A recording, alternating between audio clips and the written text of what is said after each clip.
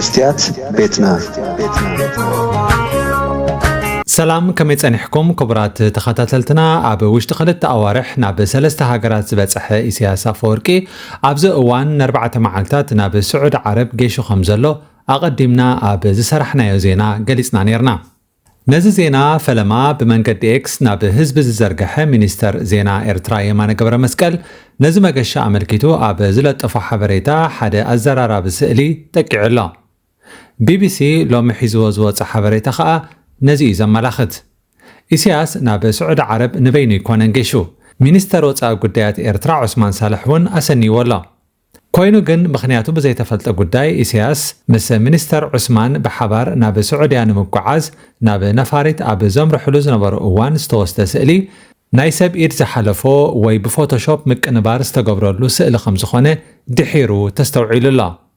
إسياسن عثمانن كلتيوم ناب سعوديا بري راميم اب سعوديا مثل علوت سمزت هاجر ان تزراربون صوري اسال تزرغحيو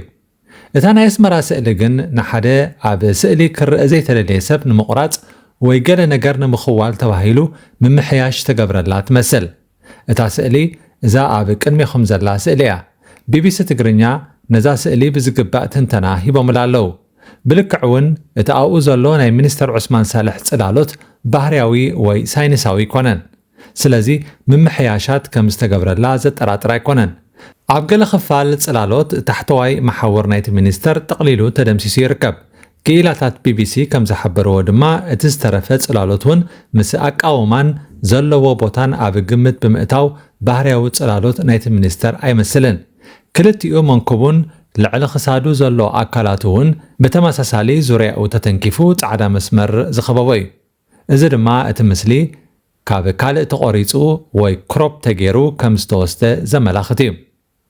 ويون اب منكو خلتيوم زنبره كال سب نملاي استخايده ممحياش كيكون مغماتون يكال ጫማ ናይቲ ሚኒስተር ንቡር ባህርያዊ ቅርጾም ዝሓዙ ኣይመስሉን ብገለ ተተናኺፎምን ተዳዊሶምን ኣለው ንጸጋማይ ኢድ እቲ ሚኒስተር ዝኸወለ የማናይ መንኩብ ኢሳያስ አፈወርቂ ብቀይሕ ቀለም ሰተንከፈ ምዃኑ ብንጹር ይረአዩ ኣብ መንጎ ክልቲኦም ዘሎ ክፋል ናይቲ ቀይሕ ምንጻፉን ባህርያዊ ትርኢቱ ተዘሪጉላ سلامنتاي بمحياش سئلي نايت منستر قديات وصائي كم استدلي نصر ኣይኮነን بسولس ناب سعوديا زاتو إسياس كساب صباح ابتا هاجر صنيحو قدام ابيلو ناب ኤርትራ ንኽምለስ ትጽቢት ይግበረሉ إسياس مس مرحي لعل سعوديا اب زكايዶ ركب سعود عرب اب زباوي ፖለቲካዊ ጉዳያት ካብ ቅድሚ ሕጂ ብዝበለጸ ክትሳተፍ ጻውዒ ተقريبو سعودياውን بوغنا ነዚ ተግባራዊ ንምግባር ኣብ ቀረባ ናብ ኤርትራ ልኡኻት ክትሰድድ ምዃና ትሕብር ግብጺ ንመራሕቲ ኤርትራ ጅቡትን ሶማልያን ናብ ሃገራ ብምዕዳም ኣብ ዞባ ቀይሕ ባሕሪ ብቐጥታ ዘይምልከተን ሃገራት ኢድ ምትእትታው ከይካይዳ ዝድንግግ ስምምዕ ኣፈሪማተን ነይራ እዚ ማለት ኢትዮጵያ ኣብ ቀይሕ ባሕሪ ዝኾነ ተሳትፎ ከይህልዋ ዝኽልክል እዩ ብምኽንያት ፈለግ ኒልን ዓብዪ ናይ ሕዳሴ ዲጋ ኢትዮጵያን ንሓያሎ ዓመታት ኣብ ምትፍናን ዝርከባ ኢትዮጵያን ግብጽን በቦወገነን ዓሩኽ ሃገራት ብምጥራይ ዲፕሎማሲያዊ ኩናት ከካይዳ ይረኣያ ግብጺ ስዑድያ ኤርትራን ብጀነራል አልቡርሃን ዝምራሕ መንግስቲ ሱዳንን ኣብ ሓደ ፖለቲካዊ ኣሰላልፋ ተወዲቦም ንኣካይዳ ኢትዮጵያ ኣብ ምዕጋት ይሰርሑለው ናብ ካልእ ዜና ምስ እንሰግር ጎረቤት ጀርመን ዝኾነት ኦስትሪያ ሎሚ ንመሸፈን ርእሲ ደቂ ኣንስትዮ ኣመንቲ ምስልምና ዝኸውን ሓድሽ ሕጊ ከም ዘጽደቐት ገሊጻ በዚ ሕጊ መሰረት ኣብ ኦስትሪያ ካብ 14 ዓመት ንታሕቲ ዘለዋ ደቂ ኣንስትዮ ኣብ ቤት ትምህርቲ ኣራእሰን ብጨርቂ ክሽፍና ኣይክእላንን ባይቶ ኦስትሪያ ሎሚ ነዚ ሕጊ እዚ ኣጽዲቑ ከም ዘሎ ብሰፊሑ ማዕከናት ዜና ይጽብጽብ ኣለዋ ናይ ኦስትሪያ ናይ ቤተሰብን ምውህሃድ ወይ ኢንቴግሬሽን ሚኒስተር ክላውዲያ ፕላኮልም ኣብ ባይቶ ሃገራት ተረኺባ እዚ ናይ ሕጊ ለውጢ እዚ ንደቂ ኣንስትዮ ውሕስነት ዝህብ ዓብዪ ዘላ እዩ ክትብል ተዛሪባ እታ ዓቃባዊት ፖለቲከኛ ቀጺላ ንርእሲ ዝሽፍን ጨርቂ ተራ ጨርቂ ዘይኮነ መግለጺ ጸቕጢ እዩ ዝኾነት ኣብ ኦስትሪያ ተዓቢ ጓል ኣንስተይቲ ኸኣ ኣካል ሰውነታ እናሓበአት ክትነብር የብላን ኢላ እዚ ሓድሽ ሕጊ ኣብ ዓመተ ትምህርቲ 2026-2027 ኣብ ተግባር ከም ዝውዕል ዝተገልጸ ኮይኑ ነዚ ብምጥሓስ ኣብ ቤት ትምህርቲ ትሕቲ 14 ዓመት ቆልዓ ርእሳ ምስ እትሽፍን መቕጻዕቲ ከም ትቕበል ይግለጽ ኣሎ ነዚ ሕጊ ዝተሓሰት ጓል ኣንስተይቲ ካብ 150 ክሳብ 800 ዩሮ መቕፃዕቲ ክወርዳ እዩ ነዚ ሓድሽ ሕጊ ማሕበር ምስልምና ኣውስትርያ ተቃዊምዎ እኳ እንተኾነ እቲ ሕጊ ግን ጸዲቑ ኣሎ ኣብ ናይ መወዳእታ ሓበሬታና ኢትዮጵያ ሎሚ እውን ኣብ ማሕበራዊ መራኸቢታት ንዝነጥፉ መንእሰያት ክትኣስር ውዒላ ፖሊስ ከተማ ኣዲስ ኣበባ ካብ ሕብረተሰብ ኢትዮጵያ ወጻኢ ኣነዋሪ ተግባራት ብመንገዲ ቲክቶክ ክፍጽሙ ተራእዮም ንዝበልዎም ሓደ ወዲ ተባዕተይን ሓንቲ ጓል ኣንስተይትን ኣብ ትሕቲ ቀይዲ ኣእትዮም ብዘይካዞም ክልተ ካልኦት ኣብ ተመሳሳሊ ተግባራት ተዋፊሮም ጸኒሖም ዝተባህሉ እውን ተኣሲሮም ኣለዉ ሎሚ ኣብ ትሕቲ ቀይዲ ካብ ዝወዓሉ ሓደ ብናይ ማሕበራዊ መራኸቢ ስሙ ብፕረዚደንት ማሜ ዝፍለጥ መንእሰይ ካብ ቦሌ ሚካኤል ይርከቦም ትማሊ እውን ናይ ለብዘበን ሳልሳይ ጂ ፓወር ቲክቶክ ክሪኤቲቭ ኣዋርድ ተዓዋቲ ዝነበረ ኣዶናይ ዝተባህለ መንእሰይ ከም ዝተኣስረ